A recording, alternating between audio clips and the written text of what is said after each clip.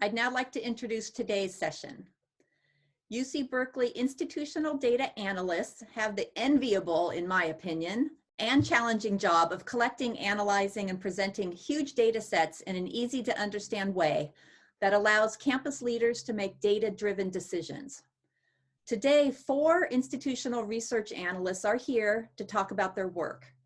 You will get an overview of the work they contribute to and the related data sources they leverage, including select undergraduate surveys, such as the UC Undergraduate Experience Survey and the new questions about COVID-19, teaching metrics and Cal Answers, and federal and UCOP reporting. I'm going to hand it over now to Sereeta Alexander, the Director of the Office of Planning and Analysis, to kick off today's session. Use the applause icon to welcome Sereeta. Okay, is everyone seeing my screen? Okay, so welcome. It's good to be here and thank everyone. I'm thanking everyone for being here as well on this morning, a new time and a new day. So we are here to share with you what we do as an office, the Office of Planning and Analysis, and we also have our colleague, Andrew Eppig, here from the Division of Equity and Inclusion. There are 4 of us who will be presenting today. Each one of us will introduce ourselves for our specific session or section. And so I'll kick us off by sharing with you what we do as an office overall, and then my colleagues will go deeper into some of their work. At any point in time, if you have questions, you can feel free to add them to the chat, and one of us will be monitoring the chat and helping the others answer those questions. Okay, so the Office of Planning and Analysis, this is our mission. So we are the IR office, the Institutional Research Office for the UC Berkeley campus. And our mission is to support data-informed decision-making on the Berkeley campus and also in other arenas as well, such as with UCOP. We engage with and promote success within our campus community, and we focus on producing analyses that are objective, actionable, and creative, and you'll see some of that analyses today. And we also really aim to communicate the story of Berkeley via data in a very clear way and using innovative tools. And you will learn a little bit more about those innovative tools as we go along. And we also had a session back in February that highlighted some of those tools as well. And our goal is really to help the audience find data digestible and to make sense of it in a way that they can then take it and make action based on that data. This slide shows us the organization of our office as well as where we fit in the larger scheme of campus. And so we report up to the Vice Chancellor of Finance, Rosemarie Ray, who reports to the Chancellor. And we also report to Chris Stanich, who is Associate Vice Chancellor of Financial Planning and Analysis. And then we have the Office of Planning and Analysis. And all of the blue boxes here along the bottom represent the staff who are directly in OPA and who report up to OPA and the CFO and the Chancellor through that realm. And the other folks who are in the orange boxes, those are folks who sit with us in normal non-COVID times. They sit with us in our suite in University Hall, but they have other reporting lines. And so we have Audrey Thomas, who reports to the to Kathy Koshman's office, undergraduate education. We have Malcolm Kwan, who reports to Lisa Alvarez-Cohen's office and Vice Provost for Academic Planning. And then we have Andrew, who reports to the Division of Equity and Inclusion, as we already mentioned. And Andrew does some things that are slightly different than what we do in OPA. And he also, for example, he supports academic requests for data. So he will help to support faculty members and graduate students who are doing research. And Office of Planning and Analysis, we do not support those kinds of data requests. But Andrew will talk a little bit more about what he does. And then the rest of us in the blue boxes here, we have Russ, who helps to support Cal Answers, among other things. Russ is the most veteran person in our office. And we also have Kira, who will be presenting today and sharing with you some of her work. We have Beatriz, who will also be sharing some of her work, which includes survey work. And we have Amanda, who helps to support enrollment management as well as some of our peer surveys and analysis, such as ranking surveys and the likes. And then we have Carrie Peterson, who will be presenting next month, as Katie already mentioned, and she supports the data visualizations as well as some enrollment management and other analyses that our office is involved in.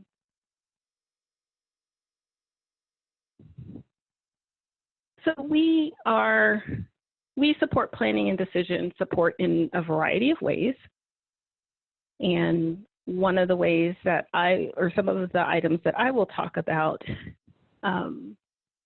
are at the high level, then undergraduate enrollment management and what we do there. So we support undergraduate enrollment management by helping to set the targets for incoming students. We work with UCOP, we work with the Office of Undergraduate Admission, so it's not just our decision locally. We work with the Chancellor's Office and Vice Chancellor for Undergraduate Education, and we help to project how many admitted students there should be, for example, if we're trying to hit a particular enrollment target. And so that's really fun and complicated work. And this is an environment this year, it just so happens that with the COVID-19 situation is that we projected certain targets based on what has happened in the past, but we couldn't exactly predict the current student behavior. And so it'll be interesting to see where we actually land with regard to our enrollment. And we will keep monitoring this before census snapshot. So I see that there may be a question. Yeah.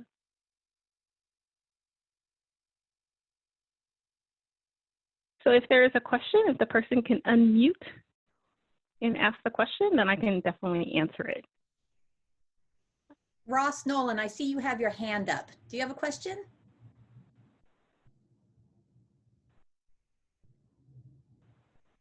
Okay, Ross's hand just went down. So maybe. Okay. Okay. Sounds good. Okay, I will continue then. So undergraduate enrollment is one area, and we also help to project the overall undergraduate population number because, as some of you may know, as a campus, we're trying to maintain steady state on our undergrad population, which is just around 30,000 undergrads. And then we also do some analyses around graduation rates and trying to get a sense of how we can improve graduation rates. Another big area that we work on is the survey analysis work, and Beatriz will go into much greater detail on that. We support 2 surveys on our campus, Undergraduate Experience Survey, the UCUES, and then we also support the survey of new students. The analysis from these surveys help us to support campus initiatives, such as the advising initiative that we had a number of years ago, and the Discovery Experience initiative that's more recent. We also provide other support, resource support, such as the temporary academic support modeling, which Kira will talk about, and that has to do with how we generate data so that there could be money attached to the mounting of the curriculum, money that goes towards GSIs and lecturers and the like, readers. And so Kira will talk in detail about that, but those are also some ways in which we support the campus by doing that analysis in combination with our financial planning and analysis colleagues. And then Kira will also talk about some of the teaching metrics and reporting that we do.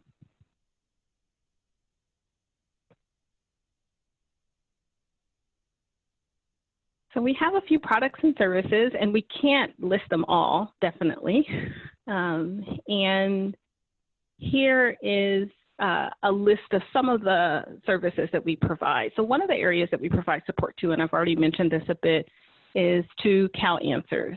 So Russ in particular, but a number of us also support CalAnswers in different ways, and specifically around the student data areas of CalAnswers. We also provide training to new deans and chairs on CalAnswers, and we provide some analysis in the survey area. I already mentioned enrollment modeling, and Katie earlier mentioned external reporting, such as iPads and the Common Data Set. And we also support accreditation, as well as the foreign language and area studies reporting. Sereeta, your slides seem to have... If someone else can take over presenting, that might be helpful. I have lost my internet connection. I can take over, But Sereeta. let's see if I can get it back. I can pop them up. Okay, you've got it. Let's see.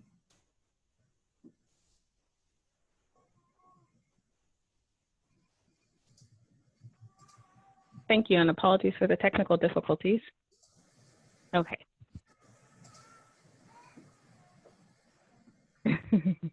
Okay, so some of the other highlights, and I won't go through all of these. So Katie already mentioned some of the external reporting that we do, and that includes IPEDS, which is federal reporting, as well as some accreditation reporting. And then academic program review is another area that is supported by our office. Malcolm Kwan works on that, but also analysts in our office work to produce some of the underlying data, especially from UCUES, that feeds into academic program review, such as students' experiences with their GSIs, their instructors, and access to classes. And so it's really great that we can work, again, across cross-collaborate or collaborate with our partners who sit with us, but who don't report up to OPA, that we can collaborate them around academic program review, among other things. We then have some recurring reports, as well as we provide ad hoc and custom analyses to units on campus, and we support task force work. And we're actually currently working with Arts and Humanities on some analyses that supports one of their task force. And so we do want to convey today that we support the campus, we support UCOP, we support external federal reporting requirements, and we also support leadership in making decisions. So we have our hands in a number of different areas, and we want you all to know that we're available to you, included in this mix of people we support. So the next slide, please. Okay, and so another area that we support in our office and we've developed is something called Our Berkeley. I will not go into great detail here. As I mentioned, we presented at CAN in February, I believe, on Our Berkeley, and so you can see that, that slide deck in Katie's files that she provides.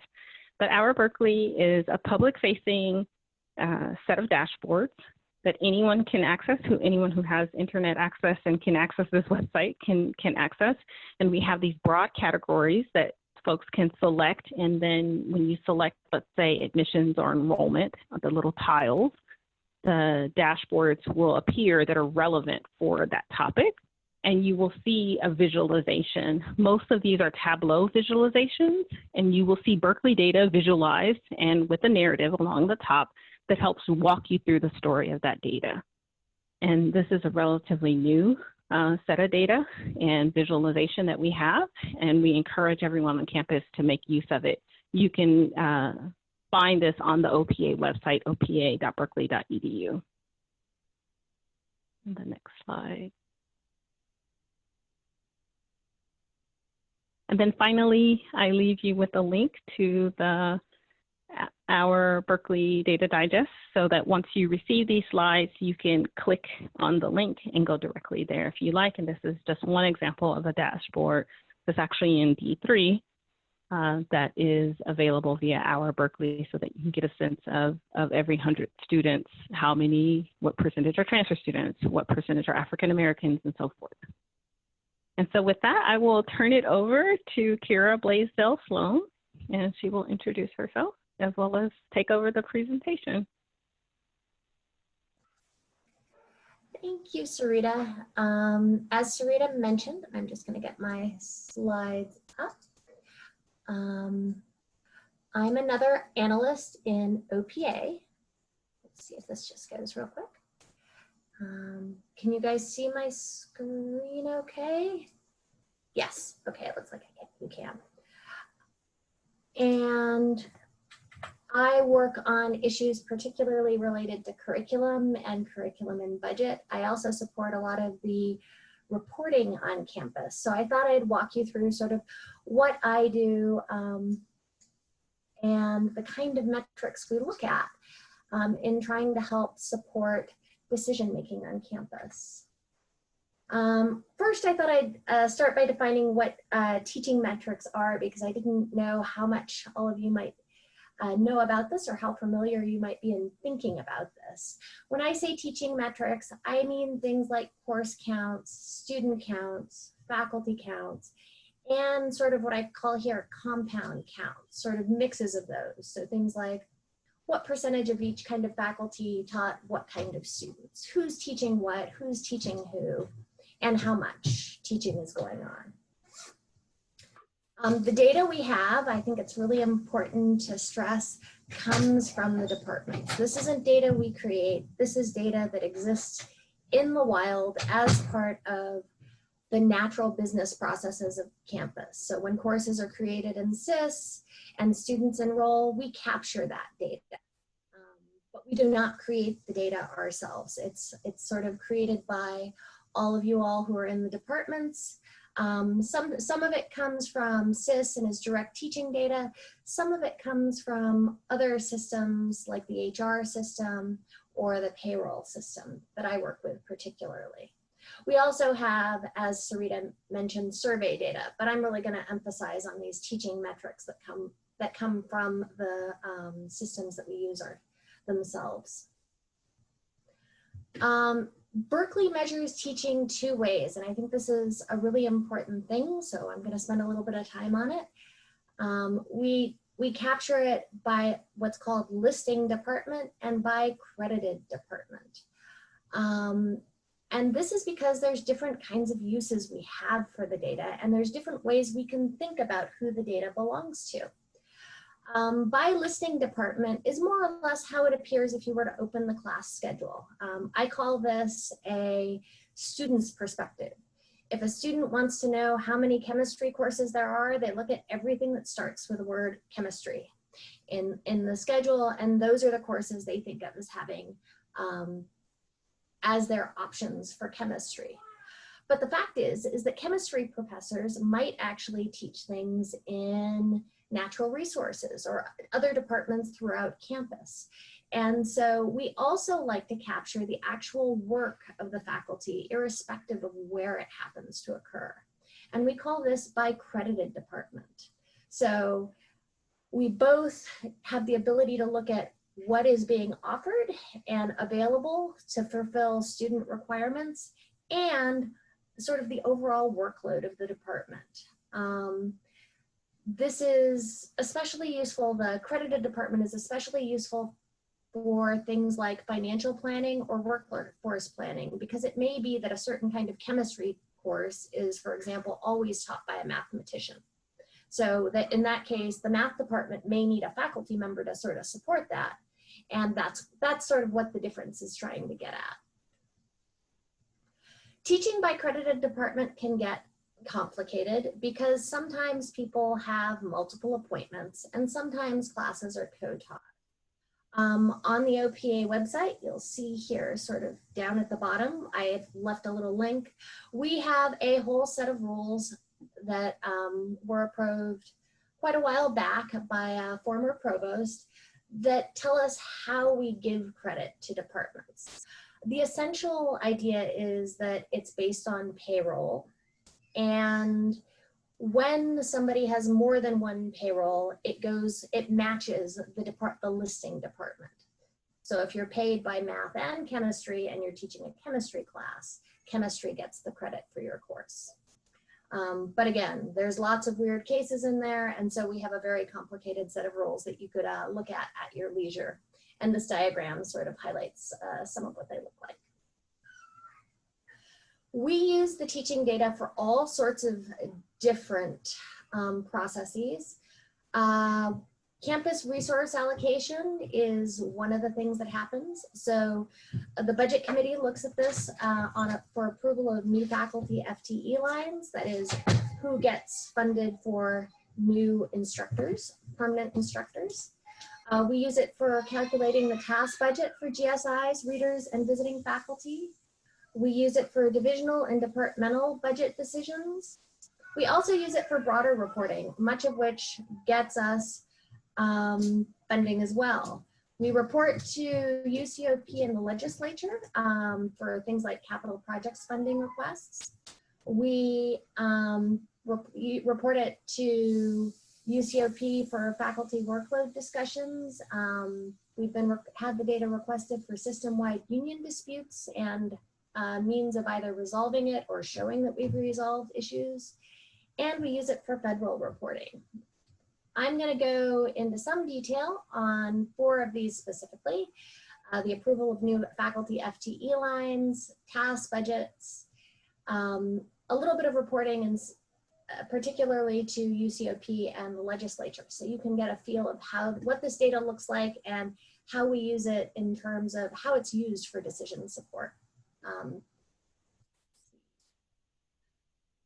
The faculty, what used to be called the faculty FTE call data. So every year, departments are given a call to ask for new faculty, and they're expected to write a letter as to why they need the faculty member that the kind of faculty member that they've asked for. And then the budget committee goes through and assesses who's going to get those positions. These decisions are what I would call metrics informed. So that is, the data supports the decision, but it's not formulaic in any way. It's there as a support for letters of excellence, balance within the department, factors that take into account things like recent retirements and what the new shape of the profession is going to be.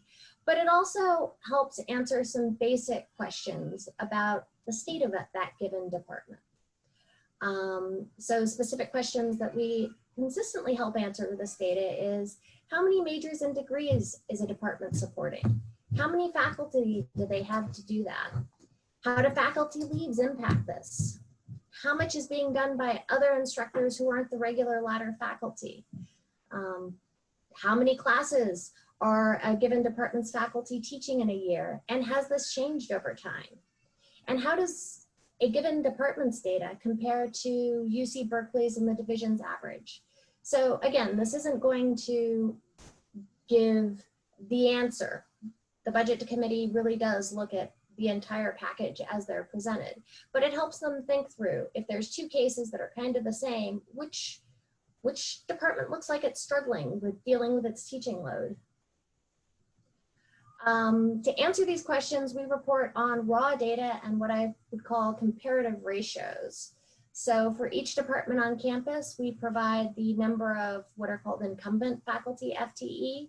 That is, how many full-time faculty do they have on the books, as well as payroll faculty FTE, which are in any given year, how many of those faculty are actually here and available to teach, whether they're teaching or not, how many of them are available.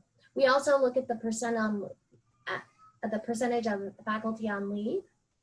We have a series of metrics of student demand, so major headcount, degree recipient headcount, and what's called SCH, or student credit hours taught by all instructors. And this is essentially, if one student earns 3 units for a class, it's the sum of all of those units that they earn. With the understanding that each undergraduate at least needs 120 of those units to graduate minimum. Instructional workload is where the ratios come in. So we do things like provide them with student credit hours per actual that is available or payroll faculty FTE, the number of classes that each faculty on average has taught in a given year, and the percentage of SCH taught by faculty who are not the latter faculty, what in Cal Answers we call non-regular faculty. And again, this is informative to the budget committee and for the departments who are writing the letter, but it isn't any sort of formulaic calculation. The EVCP TAS allocation, on the other hand, is a formulaic allocation, and it's used to answer this essential question: how do we equitably support the growth in enrollment on campus or declines in enrollment within particular units? How do we adjust to that? Historically on campus, we've done a more of an incremental budget where everybody just went up a certain amount, and some people squeaked if it wasn't enough, and some people didn't. But in recent years, as I'm sure you all know, campus has grown a lot. So we've really made an effort to make this more standardized and essentially fairer. The task that was given to Central Campus, and we worked with the budget office on this, was to answer the question really at a departmental level, although we allocate at the divisional level. What's it cost to teach, or total number of units that we need to teach to get students graduating? You know, what did it cost in the most recent year available? How many more do we expect to teach next year?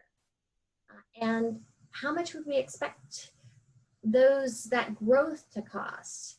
Particularly because the growth was beyond what we've done historically. Campus wanted to come pretty close to shouldering all the costs of the growth. That is, we didn't expect that the departments would be able to pay for the growth. So the goal was that we would actually fully fund the growth. And we also knew that they had baseline funding to cover what they had been teaching already, but that baseline funding needed to grow in line with expenses that related to things like union mandated salary increases or increases in the calculated benefits rate. Some of these basic things that we know go up every year. This was, in retrospect, like the questions I've got here seem pretty straightforward, but at the time that we were doing them, this was a new way of thinking about things. So a big part of the challenge with this process was actually even coming up with those bullet points of questions, thinking what is the right question to ask to answer that bigger question at the top? How do we equitably support the growth and enrollment on campus? Let's see, once we did that, we came up with a formula which involved calculating out in an actually very complex way some of the cost inflation measures, answering that question, if we taught exactly the same thing we did in the most recent year where we've got data available, what would it cost next year, right? This was our first step. And so that was our first bit of sort of incremental funding growth. And then to that, we needed to add how much growth would we reasonably expect we're going to have for next year, which is your projected growth in what we call TAS eligible SCH. We picked a subset of courses that would actually require funding, as opposed to including things that would never get funding for the temporary academic support. And then we multiplied that by a dollars per student credit hour that we had calculated based on what it cost before. So if we got 100 student credit hours and it cost $1 per student credit hour in our historical past, and we knew that that same student credit hour would cost $1.20 today, or next year actually, then we would say it's going to cost $120 to teach that same number of student credit hours next year. But if we added more student credit hours, we would know that we could increment it up. This is, again, this is how we're currently have been calculating for a few years now our temporary academic support and how our divisions get what I would call additional funding. They have their own baseline funding, but additional funding to support temporary instructors, GSIs, readers, and tutors.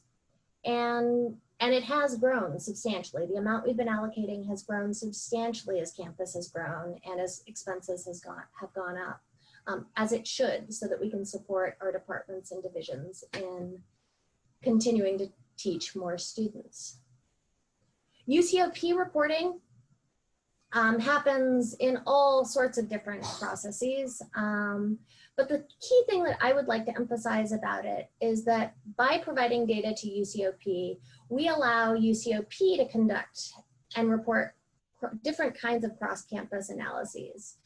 One of the projects that I'm working on right now is the Instructional Activities Report, and this just sort of categorizes the faculty into different things. Again, that ladder faculty, retired faculty, GSIs, visiting faculty, medical faculty. There's a whole different series of categories that they want us to put our faculty in.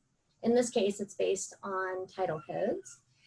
And then they ask us to report different measures of students who take those courses. So student credit hours, enrollments.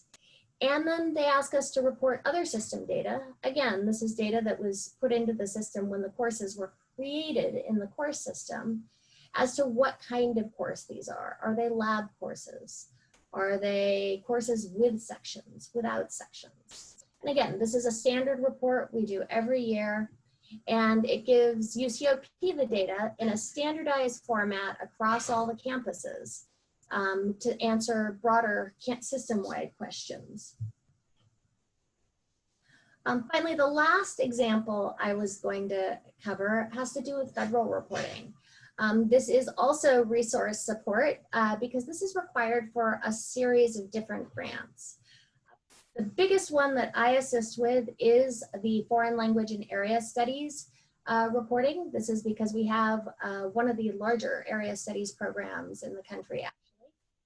And there is a whole series of things that both to put in a grant request you need to have, and then after the fact, the federal government requires us to demonstrate that we have actually been teaching area studies courses. So we have 8 different area studies centers in or areas that we teach in or on our campus. And they want to know how many students take 20 units at least within a given area. And of those, how many do choose to study abroad? And where do they go? How many degrees do our students get out of the area studies department? That is, what is the federal government supporting? And this is sort of just part of the standard reporting we do. We don't come up with the questions. We don't even come up with a format the data goes out in. It goes out in a very lovely vintage 1970s format. But it does allow us to support about, again, it varies from year to year, but on a low year, almost $4 million of student funding. Or if you've seen students in your various departments, for those of you in departments who get foreign language and area studies fellowships, this is a big part of how we get that money. The other part, of course, is the faculty going ahead and writing the grants to support them. At this point, I'm going to turn this over to Beatriz Brando. And do you want to take it over, Beatriz? Yep, I can take over. Let me just get myself set up. I'm stopping sharing. Yep, let me, sorry all, this is one of my first Zoom presentations, so I'm still fumbling with this. All right, share screen. And do this one, share, and let me get myself, okay. Can everyone see my screen? All right, okay, awesome. So let me put this in presentation mode so it's prettier and will be great. All right, so just really quickly, let me introduce myself.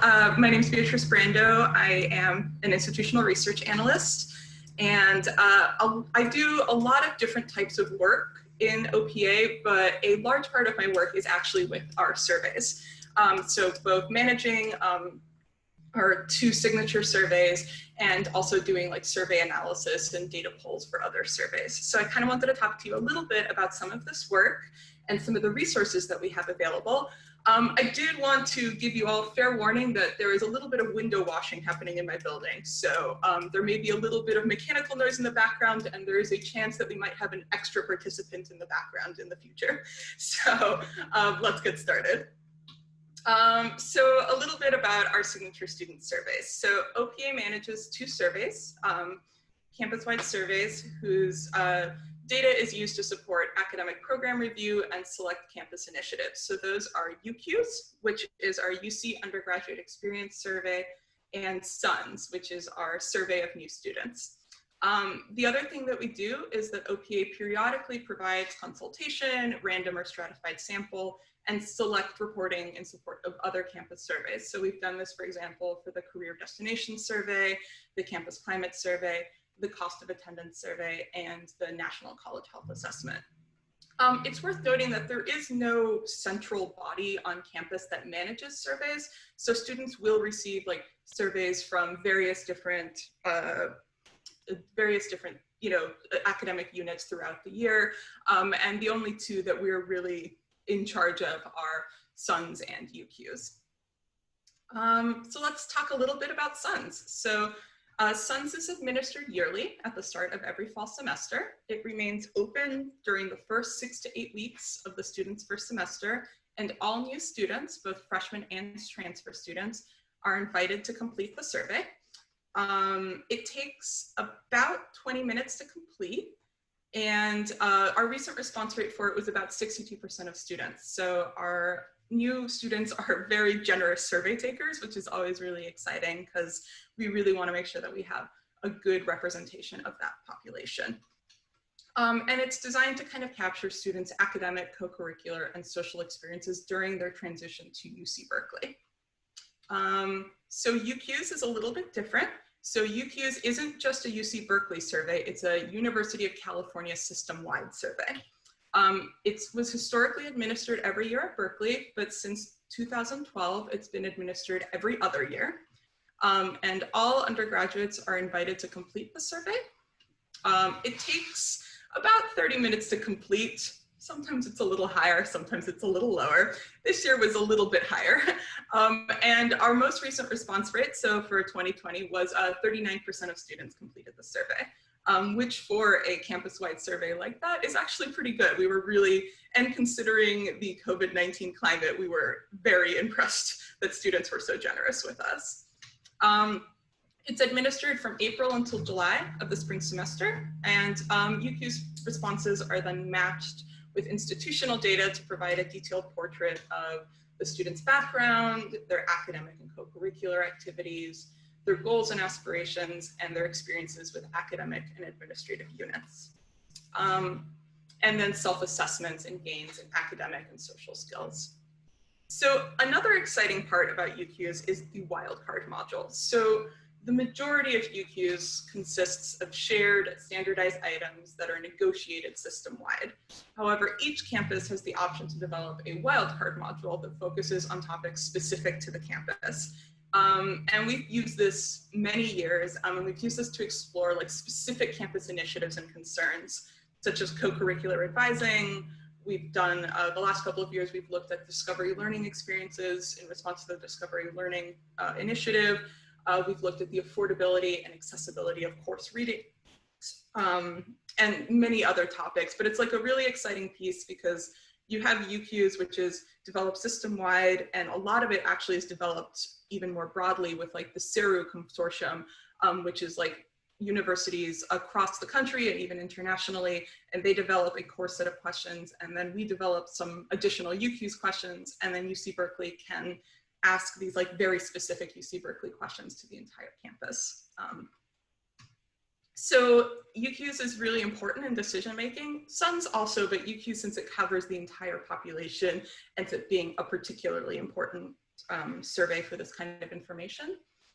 So we've looked at it to look at campus climate because it provides measures of how welcoming and inclusive the campus environment is for students of various backgrounds.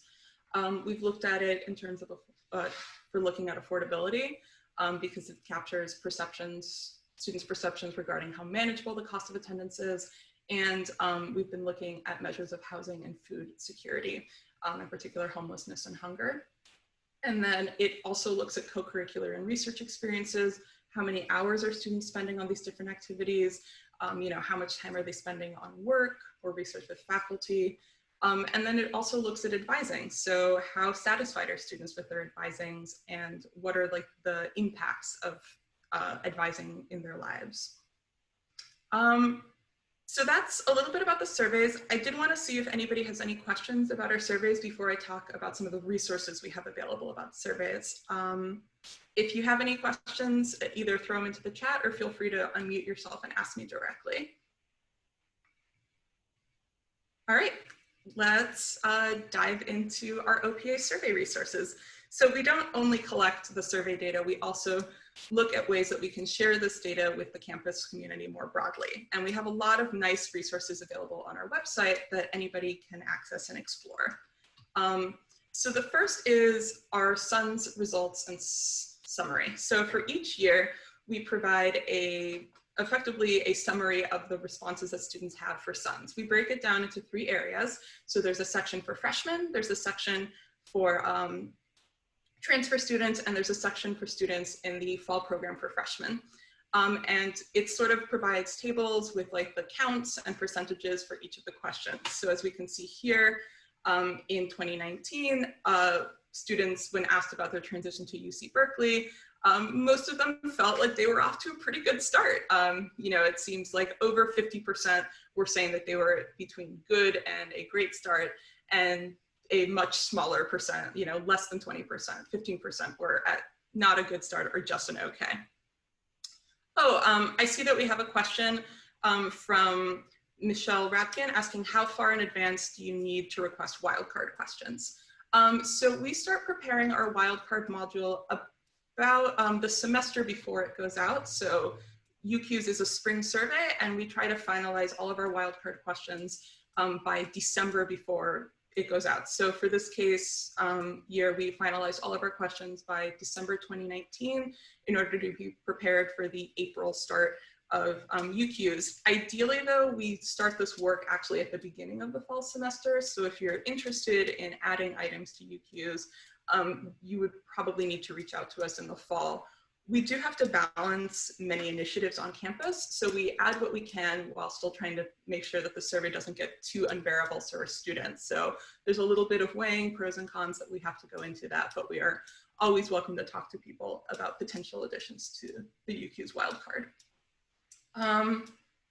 Yeah, so let me talk next about some of the other resources we have available. So we also have the UCUES results and summary. And beginning with the UCUES 2018, we've actually developed, others at the UC Berkeley OPA office have developed a really awesome Tableau dashboard for this.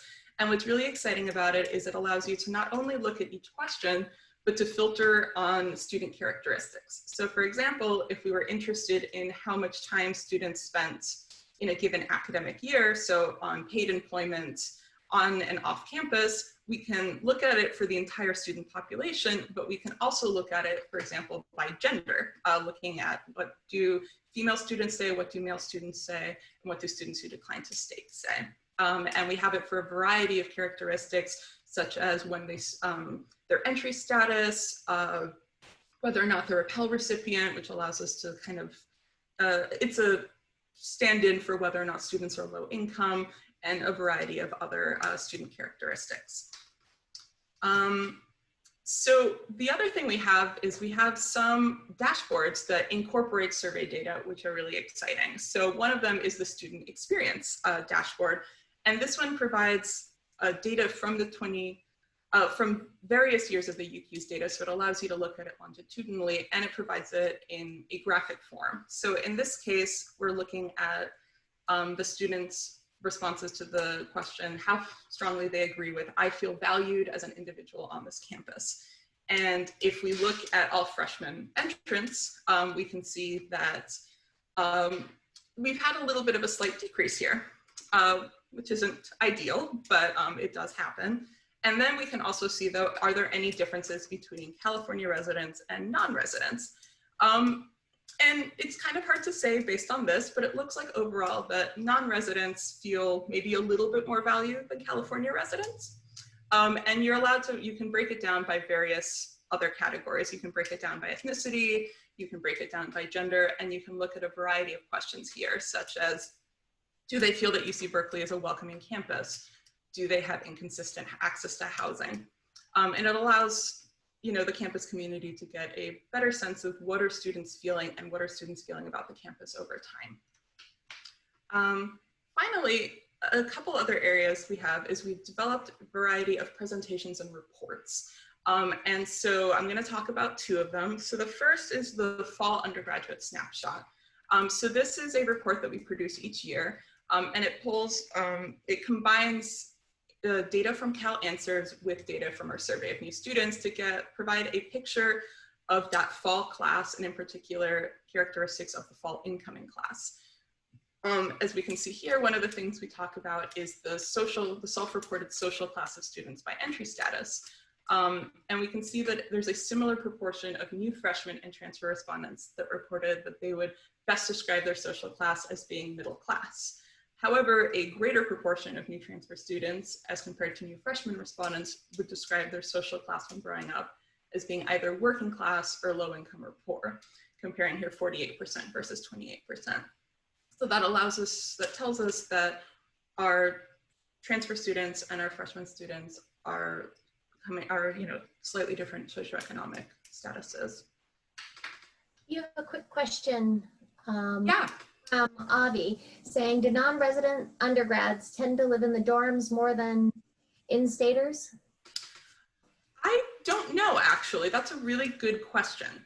I don't know if we've looked into that, but that would be an interesting thing to look at.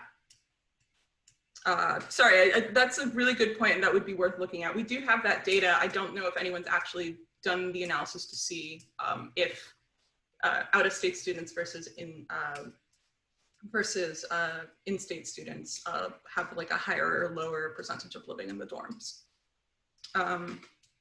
Yeah, that's an interesting question, and it might be worth looking at. Great, so the final one I wanted to talk about is another really cool thing that we can do, because we have both a survey of new students and the UCUES, is actually pair our survey of new students results with our UCUES results. So we have several reports where we look at the first year undergraduate experience. So this is you can find the presentations on our website. And we look at this question about percent of students who agree with students of my race and ethnicity are respected on campus. And what we've done is we've taken the incoming class of students, so this is both transfer and new freshmen, and we've looked at what they said when they started at SUNS, and then what they said when they responded to UCUES later that year. So this is for years where we have SUNS and UCUES in the same academic year. And a sort of disturbing trend comes up, which is that students' feelings that their students of the race and ethnicity are respected on this campus goes down over the course of their first year. And this is particularly true for Chicano, Latino students and African-American students. So we're sort of finding that over the course of students' first year at UC Berkeley, their perceptions of campus climate decrease, in some cases very dramatically, which indicates that there's maybe something going on here and that we need to see what we can do to improve campus climate so that students don't start feeling like they're really comfortable here and then have experiences that cause them to feel like they're really not comfortable here by the end of their first year. I see that we have another question asking, how do international students fit into class background? Are you asking so would you mind for the person who asked this to give me a little bit more context as to what you mean? Are you asking in response to the previous slide about class background? Yes, in response to the previous slide. Oh, okay. Fast. Yeah, we didn't look at that for this report. We only looked at new freshmen versus new transfers. My understanding, and I don't have the numbers right off the bat, is I believe that international students do tend to be usually they tend to have a slightly higher social class or socioeconomic status, in part just because they have to be able to afford the out-of-state tuition. Thank you. No problem. Yeah, so really quickly, in this presentation slide, I've included just links to the various things that I talked about and some extra reports and presentations and our Berkeley dashboards that might be relevant to people interested in these results. And really quickly, before I pass this off to Andrew, I wanted to talk a little bit about some of the additions that we've made to the 2020 UCUES and SONs in response to the COVID-19 pandemic. So in response to COVID-19 and the switch to remote learning, new items were created for both the 2020 UCUES and the SONs surveys. So the topics include attitudes and concerns about COVID-19 and remote learning, fall 2020 enrollment and housing plans, and also looking at students' experiences with remote learning. The other interesting thing that we did this year that we don't normally do is that in addition to the creation of these new items, we also conducted preliminary analyses of the UCUES COVID-19 items as the survey was out in the field in order to help inform campus decision-making, like on the spot. So normally we would wait until the survey was completed and do all of our analysis in the fall, but given how urgent it was to really know what was going on with students and what were their plans, we actually did a lot of this analysis as the survey was out in the field. Once we hit like certain amounts of response rates, we started producing regular reports. And my colleague Andrew is actually going to talk about some of these analyses that he did for like looking at these COVID-19 items. So if there are any final questions, I'm happy to answer them. If not, I will pass it off to Andrew, who has a really exciting piece to talk about with all of you. All right. Andrew, you ready for me to hand it off to you?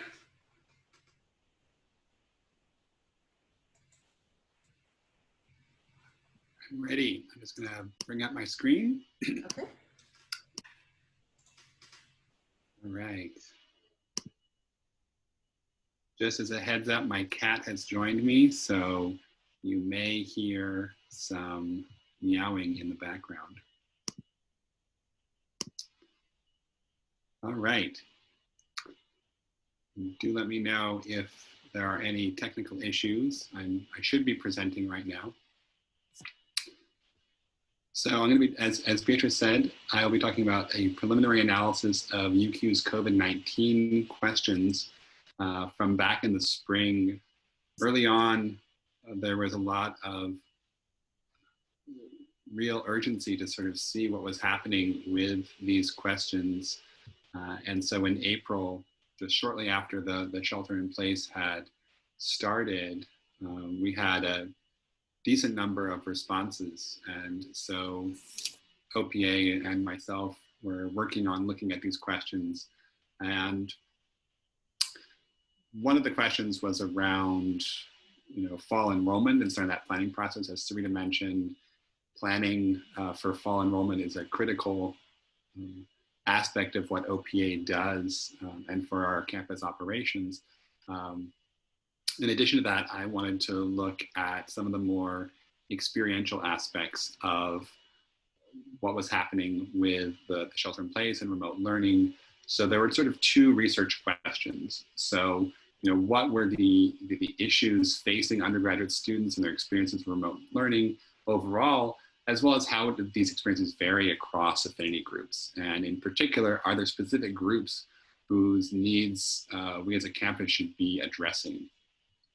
And so there were a total of 37 extra questions relating to COVID-19 for spring 2020. This is a special year. These were front loaded at the very beginning of the survey. This was very extraordinary, a lot of great work out of the Office of the President team, of IRAP, the office that administers UCUES overall. And just a lot of real great work on the back end from everyone.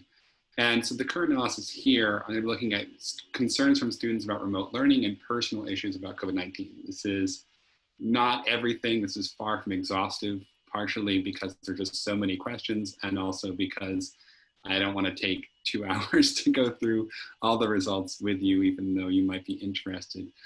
Just as a note, I do have some additional findings in detail at the end of this presentation in terms of appendix slides. So if you're really interested to dig into some of these things, you're welcome to look there. Just as a note, these are based off of the April 27th respondents. So obviously, many more people responded over the course of the survey. As Beatriz mentioned, we had 39% response rate. So this is only a fraction of that. One thing to note, however, is that I did do a reanalysis to see if there were any real changes. And overall, there were the patterns held, which is good from a statistical sense and bad from a how are students doing sense. Just to note, these are just the respondents who responded. There's no weighting to match the campus. So any variations in response rates are a potential confound for the results. Just as a heads up.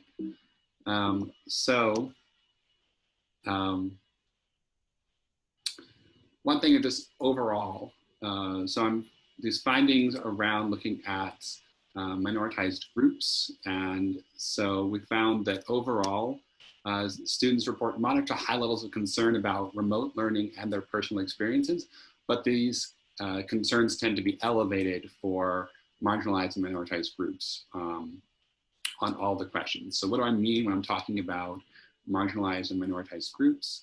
So we're talking about women, transgender, gender nonconforming, LGBTQ+, Pacific Islander, URM, low SES, disabled, and first generation college. And the areas of highest concern were around coursework and tests, learning effectively, and being isolated from friends. And in terms of personal experiences, the gaps varied across. So the largest gaps were things around access to healthcare, libraries, internet, finding study spaces, learning support services, paying bills, meeting basic needs. And just one thing is that these gaps, these large gaps, are not unique to Berkeley students. These reflect broader inequities in our society that existed prior to COVID-19, but have been exacerbated by the pandemic, as we've seen again and again over the past several months. One thing I also did is I looked across divisions. I'm not going to be focusing as much on this, but I produced a dashboard for divisions that showed every division department on campus what the responses were for their department. And there was variation, as you might expect, across the divisions, though less so than looking across demographic groups. And in fact, the variation across units was almost entirely driven by demographics, because you have units like arts and humanities or social sciences that have far more women, URMs, all of these minoritized groups than, say, engineering, chemistry, or more traditional STEM fields. So that was a big part of it. Also, part of it is driven by who's planning to graduate prior to fall 2019. Part of what I was sharing with them, that I won't be sharing here, is how students intended to enroll in fall 2020. There's a lot of interest in that. And some of the one of the analysis that both Beatriz and I did removed the students who said, no, I'm graduating, that's why I'm not enrolling in the fall, which was an important thing to look at. So that was part of it, the variation across the divisions. There were, however, some discipline-specific patterns. So again, most of the variation across divisions was driven by demographics. However, there were things that were not demographically linked. And surprisingly, it makes sense to the specific needs of various disciplines. So in lab sciences, particularly chemistry and the biosciences, there was the highest level of concern about their ability to do research as a result of COVID-19. Not surprisingly, they need to be in a lab for that. Whereas you can be reading something online and doing something that's not in a lab for other disciplines. If you need to be in that lab space, you're going to be concerned about your research. Non-lab disciplines, particularly social sciences and the humanities, show the highest concerns about access to libraries. Again, not surprising if you've been delving into archives and maybe it's not all digitized, you need to go into that library and get a book. And now, maybe if you're now in Southern California, you're far away from that campus library. You can't do that work. So not surprising, but it's good to note that these are variations across departments. And just as a quick aside, there was very little variation across divisions in terms of who was enrolling in the fall, and pretty much everybody was planning on it. The variation we see left is mostly around residency, where you see the largest numbers of international or non-residents. So moving on, I'm going to delve into these specific questions.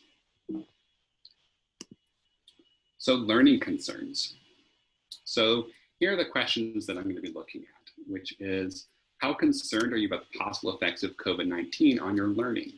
And we have 11 sort of sub-questions, from having reliable access to the internet, being able to learn effectively in remote instruction, having access to appropriate study space, accessing the learning support services such as tutoring, library services, doing well on tests and online courses, missing class, being able to conduct research, courses for majors, interacting with faculty outside of class, and then some other learning concerns. Now, respondents could select not concerned, somewhat concerned, concerned, or very concerned. So there are 4 response options.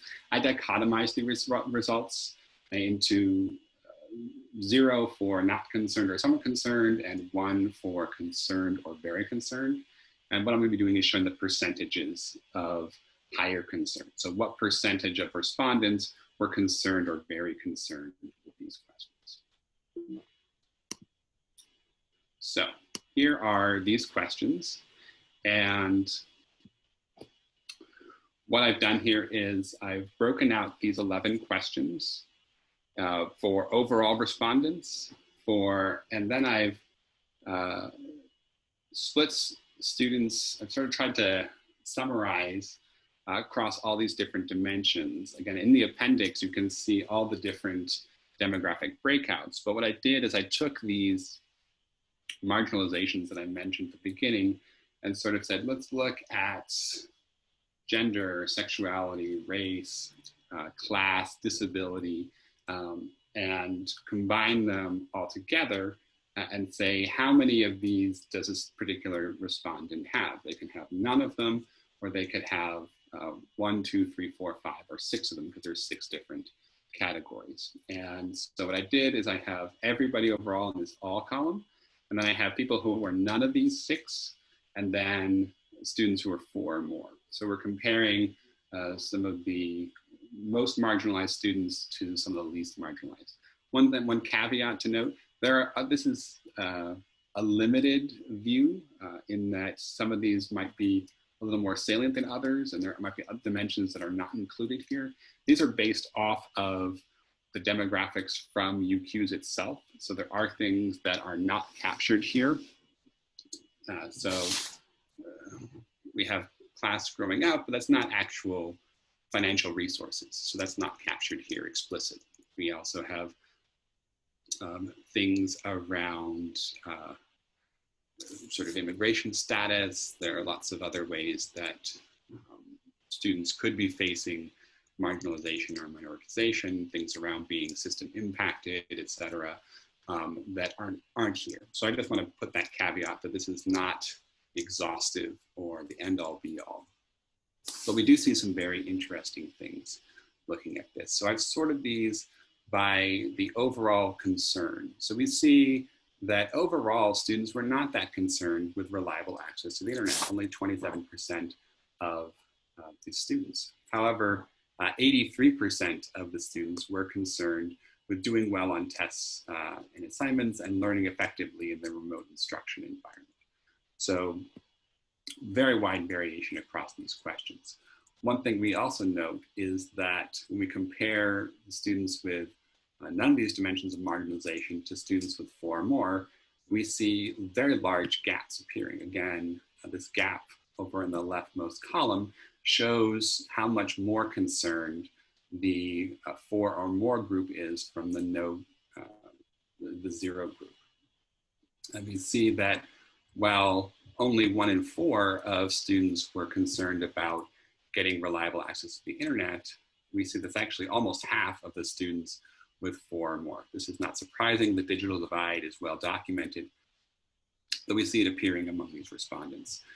We also see some of the areas of greatest concern at the top, even though students overall are concerned about doing assignments and testing and remote instruction. Almost all of the students in this 4 or more category were concerned with it. So a gap of around 20 points. The largest gaps we see, where we see a 40-point gap, were for access to study space as well as sort of other learning concerns. So we see very large differences across these groups, across these questions, and between the sort of more marginalized and lesser marginalized groups. And I think it's a really important thing when thinking about what does that mean. And so as a campus, so I've shared these results earlier with Cabinet, with deans and chairs, thinking of other campus leadership to sort of think, what does it mean to do this? And so as a campus, we've been doing things like providing technology for students, trying to make sure that they have internet hotspots, that they have the technology to be able to access the internet, to be able to do classes as we move into a remote instruction for the fall.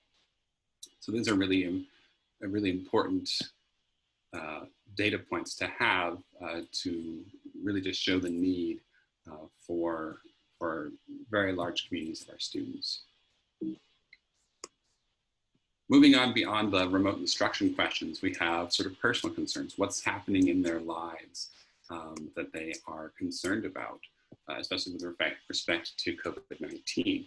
So we had 9 questions here, from not graduating on time, to not attending their commencement, to losing their job, not getting a job after graduation, paying their bills, being isolated from friends, accessing healthcare, meeting basic needs such as food and housing, and other. And again, there were 4 response options, from not concerned to very concerned.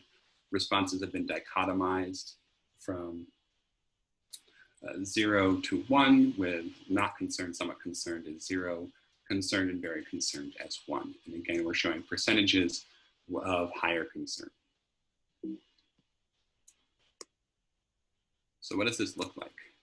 So what we see here is that, again, large variation, and that the largest concern for respondents was being isolated from friends. That social isolation is very real. I'm sure we've all felt it as well. And that on the lowest end, we see students not so concerned with not graduating on time. So again, large variation, not quite as much variation as we saw in the remote learning questions, but still a very large spread. And again, we see huge spread across, when we can look at the demographics and we look at our lesser marginalized and minoritized students compared to the more marginalized and minoritized. So for instance, we see a place where it's actually relatively modest is being isolated from friends. Pretty much everybody's concerned about that. Our more minoritized and marginalized students are slightly more concerned about it, 9 points, but it's a relatively small gap compared to other ones. For instance, paying bills. We see a 46-point increase there, where almost 4 in 5 of our 4+ group is concerned about paying bills, whereas it's only 1 in 3 of the students who have none of these dimensions. And again, this is not surprising in terms of what we see in that broader data around, who's lost their jobs, who's struggled, who's been furloughed or laid off. But it makes a big difference when looking at which groups we're seeing. Similarly, very large, other and also accessing healthcare and basic needs. Ruben mentioned in the comments before questions around basic needs. If you don't know Ruben, he's amazing. He works, is one of the leaders in the Basic Needs Center on campus, and has been doing really essential work for the campus, especially during this shelter in place. But we can see that only 1 in 5 of the students with none of these dimensions, we see that it's almost 2 in 3 of the students with 4 or more. So a gap of 44 points. So that basic needs is a huge concern for our more minoritized and marginalized students. And so I've been going through this quite quickly, I want to open it up to questions about this or about the analyses, just to... You have some questions in chat, Anne. Great. Yep, the last 3 it looks like. All right, thank you. So I've got some questions. I have a question from Alfred saying, what were some of the other learning concerns specified by students in Q1.11? It's a good question, and I actually, I think that other learning, correct me if I'm wrong, Beatriz, when we looked at this, that was primarily questions around in-person learning in the fall. Is that right? Or am I missing that? I think that was, I'm sure that that's part of it. I think that that was for a different other category. I think we haven't done a deep dive into this one yet, though I think it's something that at least I'm interested in doing for the future. So we haven't had the opportunity, I think, to do a thorough analysis of that qualitative data yet. Yeah, yeah, so it's a good question, and there's obviously a lot more work to do around deep dive. Part of that, the challenge around the other questions is that students did have an option to add commentary to a text box, and Beatriz, who did a ton of work looking at some of the qualitative responses, just looking at just a couple of them, it's a lot of work. And so given trying to get results out quickly, we haven't had a chance to do that really in-depth necessary work to look at all the qualitative responses. So there's a real opportunity there for some additional work. So then let me know if I didn't answer your question, Alfred. We have a question from Jennifer around questions around other technology needs, such as access to computers.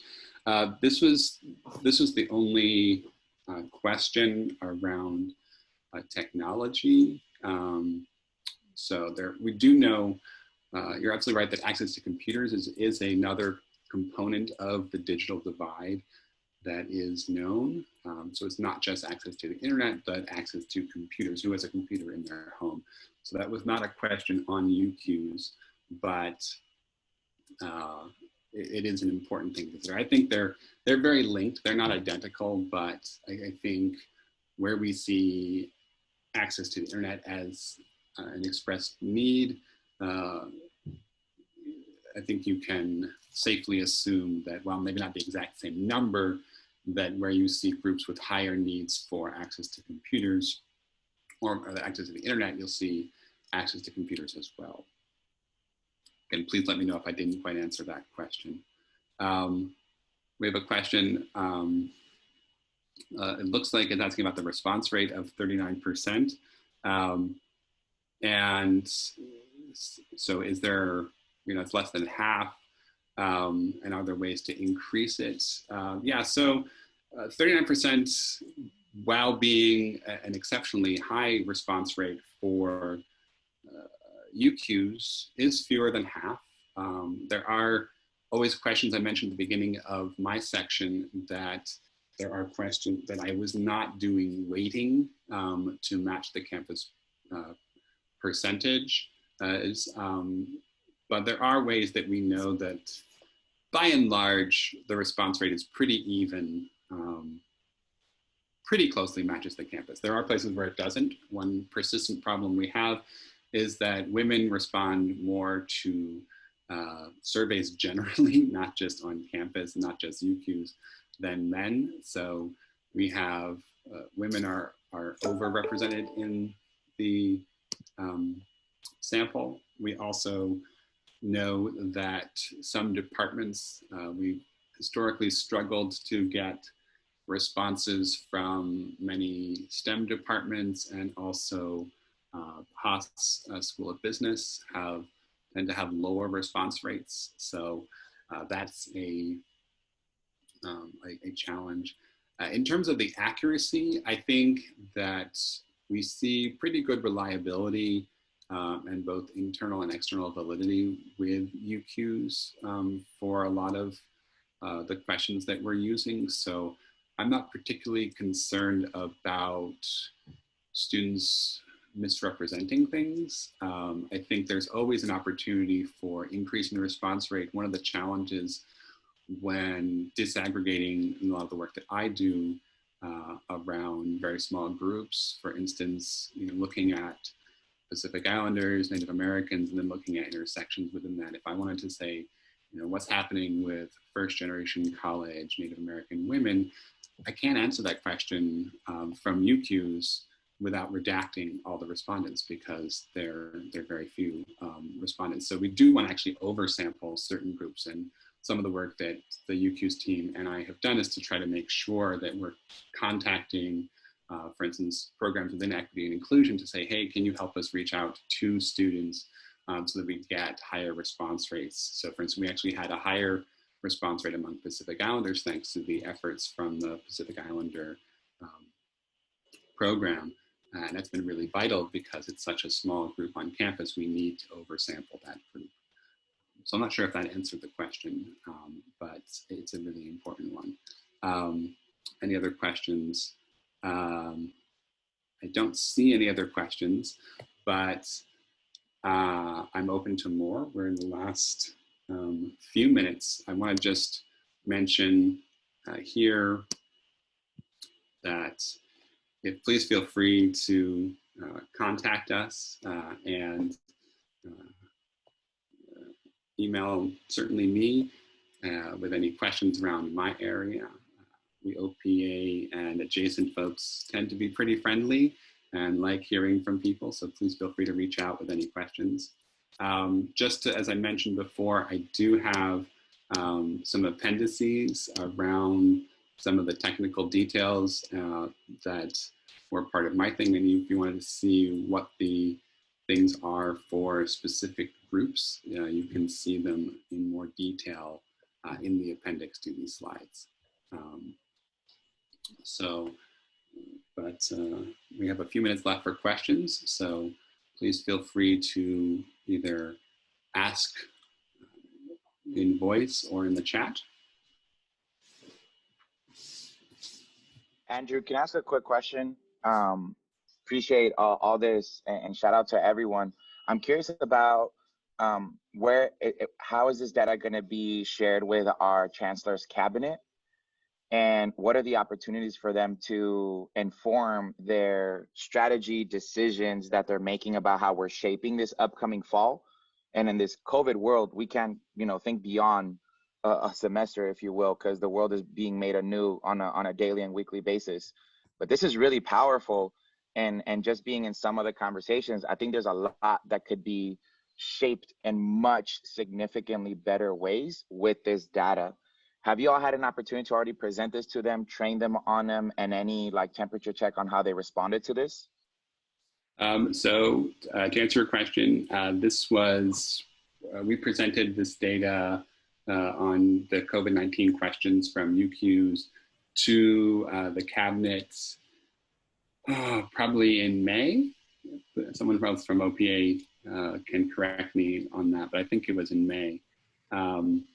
And I also shared it at the Deans and Chairs meeting in either May or June. So this definitely has been shared. It was shared months ago with cabinet and other campus leadership, in part because I did think it was really important to do. And in fact, I was, when I did the initial analysis of it, I shared it with sent out a blast to people saying, hey, here's something I think you should know.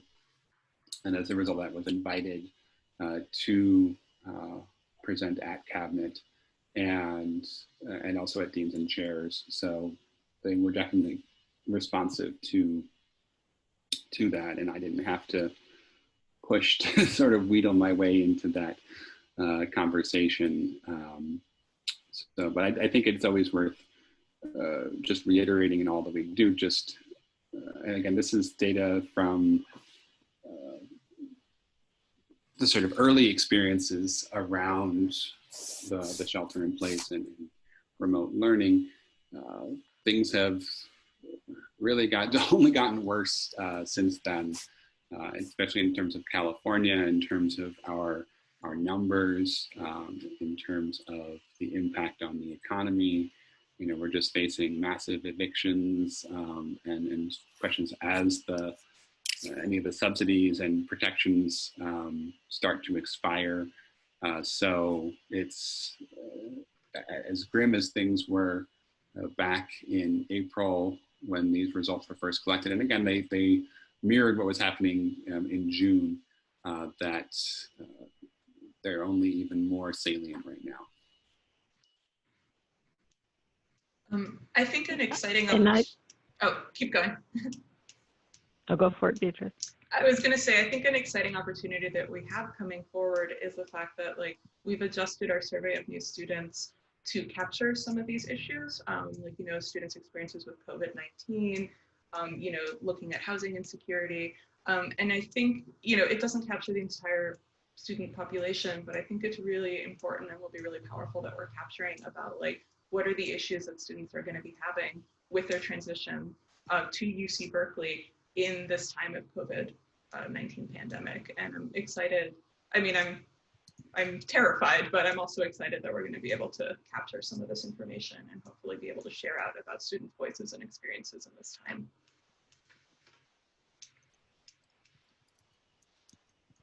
Yeah, and Beatriz covered what I was going to say. And also I wanted to add that vice chancellors are also looking at this data and very interested in continuing the conversation around the COVID-19 impact on students and leveraging as much of the data that we have available for them to get a temperature on that and to respond accordingly. So we will definitely continue with the analysis and data collection where we can, and also look in some of our administrative data that we have available to us in CalAnswers.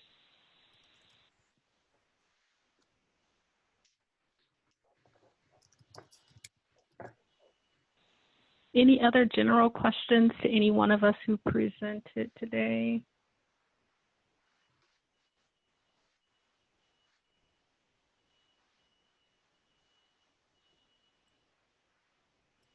Okay, well, thank you all for joining us. And as Andrew mentioned, this is our contact information on that last slide. And you can reach out to opa@berkeley.edu, and that email, when you send that email to that list or that departmental account, it will actually go to all of us who sit in OPA, including our affiliated analysts. So it will go to Andrew as well. And that's probably the best way to get in contact with us. If you have a question or a way to, you know, any questions about how we can support your work, any questions about CalAnswers, student data that, that goes beyond, let's say, what the help desk can assist with, you can definitely write to opa@berkeley.edu. All right, well, leave it to the data people to provide so much detailed data in their 54-slide presentation. Let's give them all a round of applause using our reaction buttons. Thank you, Sereeta, Kira, Beatriz, and Andrew. It was a really wonderful presentation.